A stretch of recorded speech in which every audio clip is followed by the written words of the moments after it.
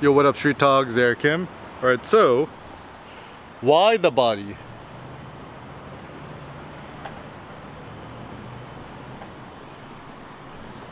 So this is my general thought.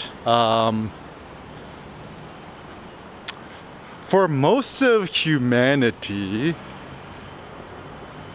I mean, at least in modern philosophy, the basic notion is the soul is eternal. It's kind of like this Egyptian notion is after you die, your soul will continue to exist, but the body is mortal. So the body is immortal, and the soul is immortal. Now, how has this kind of messed up our line of thinking? So this is my thought. Generally speaking, we end up denigrating the body and speaking bad about the body and thinking that it's all about the mind and the body is actually not important. Now, this is obviously fallacious and quite silly because, you know, what is the source of all of our everything as a human being?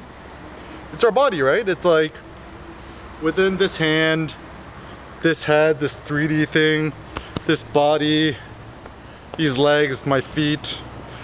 You know, studying human anatomy is actually very useful for me, insofar much as to realize that everything that like exists, at least from a basic perspective, it's within, you know, from your toes upward. And there's actually a nice phrase that like, it's like a Chinese saying, ancient Chinese saying, is that like, health starts from the feet, from the toes upwards, which essentially means if you got strong feet, you got strong legs, you walk a lot and stuff like that, you know, everything else in your body is gonna be fine.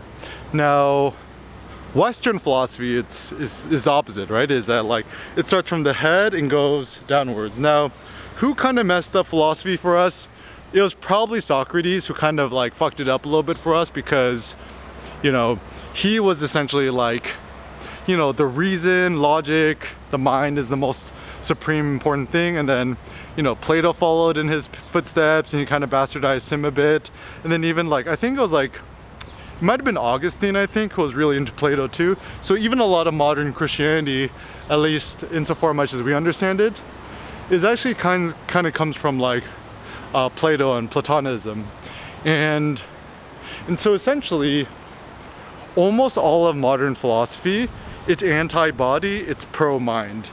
Now, if we think the soul, okay, so like my philosophy on the soul isn't some sort of Vesper gaseous thing that just kind of flows around there. No, I think I see the soul from a much more empirical method, and so far much as like the soul is actually just your body, like whatever exists within here all the way to your toes, within this 3D sculpture thing, that's your soul. Whether it be your electrical impulses, your lungs, your blood, your sinews, your whatever it may be.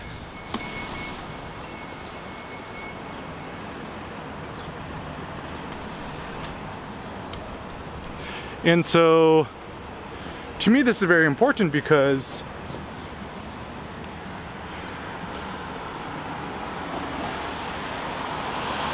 if we learn to respect the body and realize that the soul of the body is supreme, then we realize to build up our body and our soul is probably one of the most useful things we could actually do. Now,